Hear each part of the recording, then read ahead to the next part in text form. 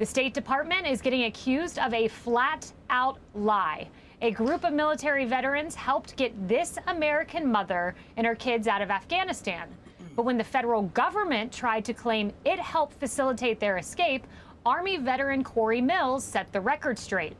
He says the idea that the State Department should get credit is, quote, absolute nonsense.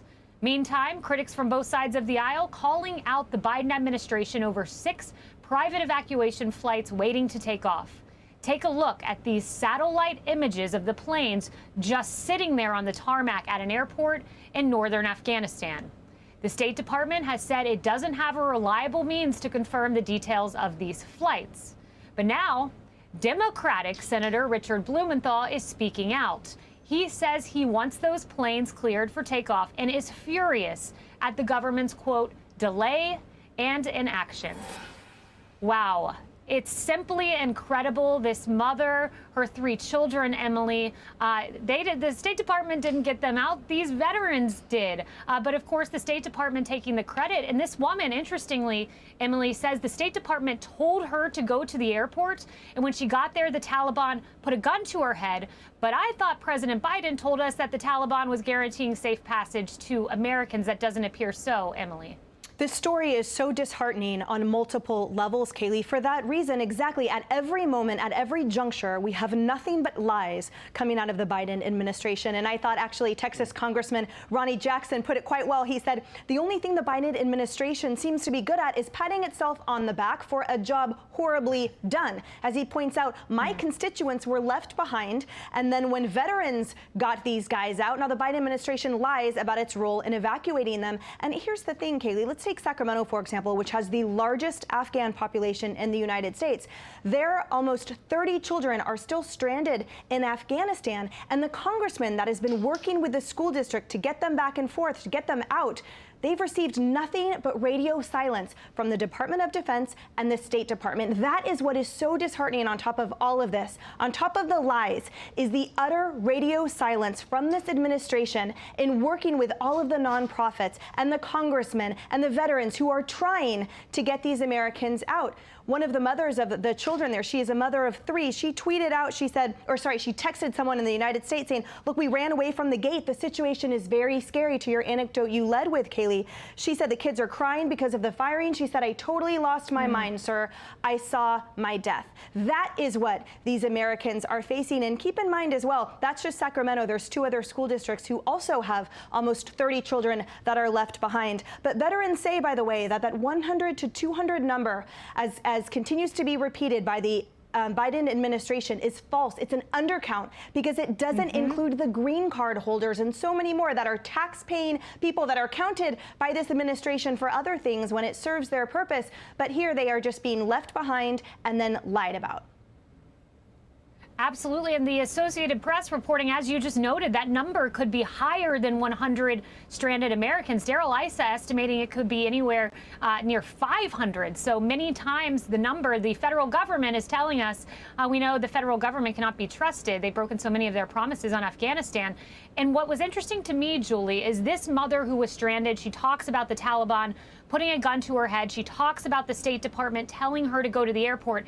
It sounded so much like this interview. I want to play a clip from another stranded pregnant American in Afghanistan. We'll play the clip now.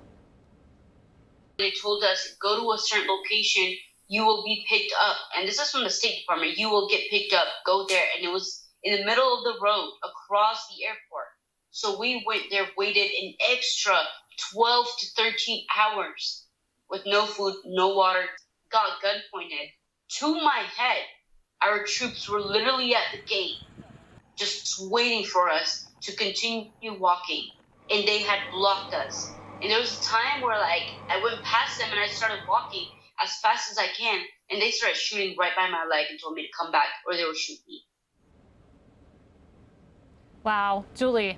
I mean, for the State Department to release a statement, first of all, and I want to quote this because I have a comment regarding their statement and what it actually reads. Embassy officials greeted the Americans once they had crossed the border. That says it all. Embassy officials and the State Department got involved once the difficult job was done. Why did they not help them once they were actually in harm's way?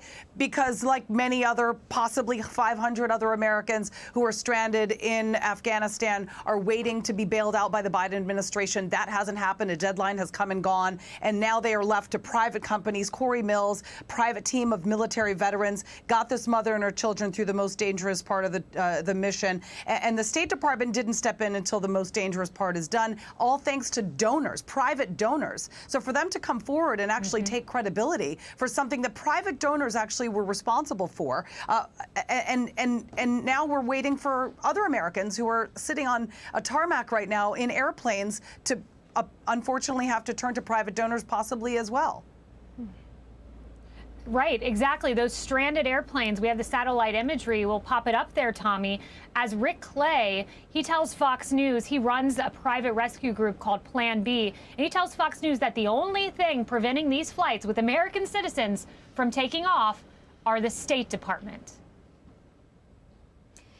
And Kaylee, you're right. Why are we not getting answers on this? You know, we discussed this yesterday. You'd think by now we get a straight answer from the State Department, from the Biden administration on exactly what is going on. If they're not the ones stalling it, then who is? We deserve those answers. But talking about them taking credit for something that they did not do, talking about the lack of information and then just the flat out lies, it makes me wonder, what else are they not telling us? We know who's not getting home. We know those stranded Americans are not getting home. But who's getting in? Because if we're being lied to about this, we're being lied to about something that we can see from a satellite image, we're being lied to about something that we can see in photographs and from witnesses, what are we not being told that we aren't able to see? Who is coming into our country? Who is being let into our country? And will we ever get a straight answer on that one? I think the record shows we're not going to get that, and I think every American deserves to be on edge, deserves to be upset, because we don't get straight answers. We don't get any information from the State Department, and certainly not this administration. I don't know if Biden is still on vacation, what he's doing, if he's headed to California with Kamala to campaign for Gavin, but all of it is inexcusable. It's ridiculous, and we need answers, and it should not be taking this long. I just got to say one more thing. The fact that she reached out to the State Department multiple times, and she's a mother with children. Yeah. Imagine everyone else who maybe don't have children or aren't women or maybe won't be at the front of the line. If she doesn't get in, who else is?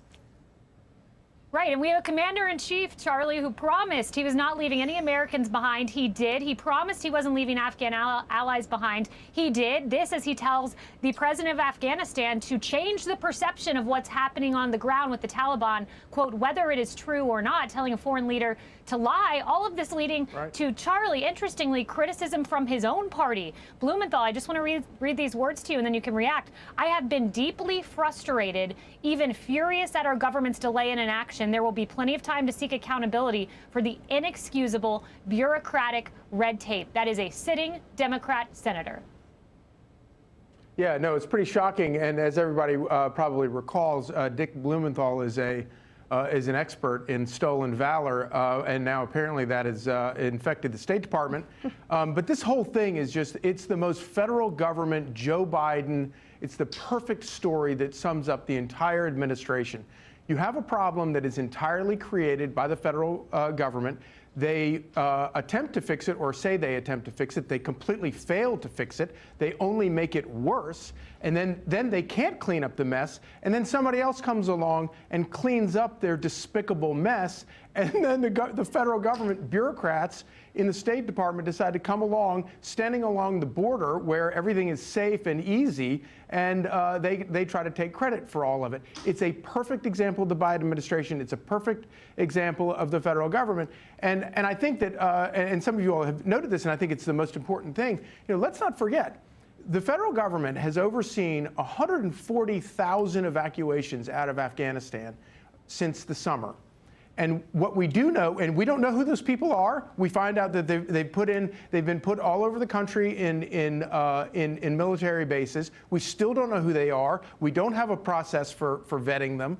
And it's going to be very difficult to vet them because, of course, there's a completely collapsed government back in Afghanistan. But what we do know is there are all these Americans that weren't among that 140,000 people. And we also hear from a lot of our brave soldiers and troops who fought in Afghanistan, who still talk to U.S. allies in Afghanistan. We know the 140,000 doesn't include a lot of them either. So who are these people, and how did the federal government manage, how did the Biden administration manage to prioritize all of these people, we don't know who they are, over these other people, such as these American citizens that other people, you know, volunteered to go in and risk their lives to get out?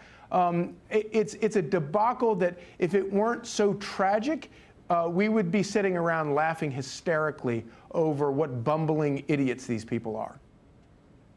Yeah, and it all comes back to where we began. An American mother of 3 could not get on an evacuation flight, could not get on a private charter flight, had to flee by foot across the Afghan border with the help of not the State Department, no, with the help of retired military. Wow, what a tragic mess this actually is. Hi, everyone. I'm Brian Kilmeade. I want you to do me a favor. I want you to click to subscribe to the Fox News YouTube page. This is the only way that I know for sure that you're not going to miss any great commentary, any great news bites, any great interviews coming your way on Fox. You can get it all here on YouTube. So subscribe right now.